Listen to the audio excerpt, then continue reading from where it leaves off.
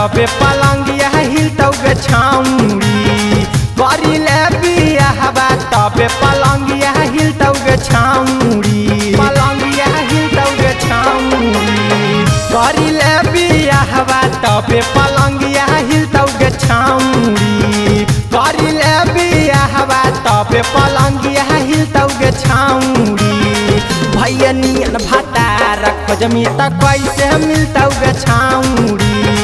भैया नियन भातार खोजमी त कैसे मिलतौ गे छाउरी भैया नियन भातार खोजमी त कैसे मिलतौ गे छाउरी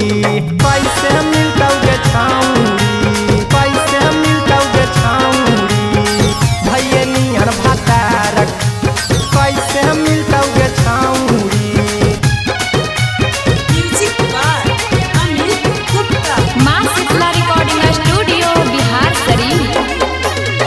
कहियौ सुनै पतरा की बहतिया ले मान गे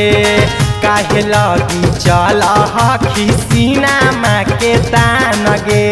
सीना माँ के तान गे कहियौ सुनै पतरा की बहतिया ले मान गे काहे लगी चल हखी सीना माँ के तान गे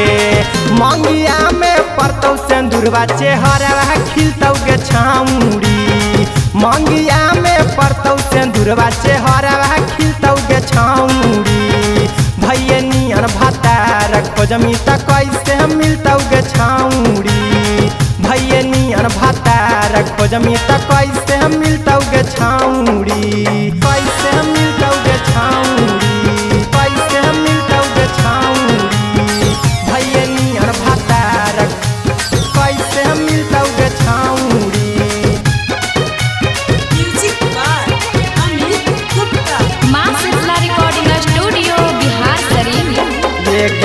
काहे लगी कर सना काम गे नैहरा में गिरतौ छाउरी माई बाप के नाम गे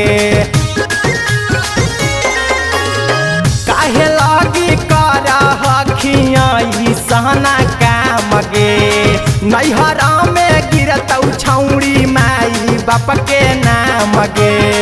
अहिरा कुंदनमा कहौ तबे खिलतौ गे छाउरी भोला बाया सोनुआ कहौ तबे खिलतौ गे छाउरी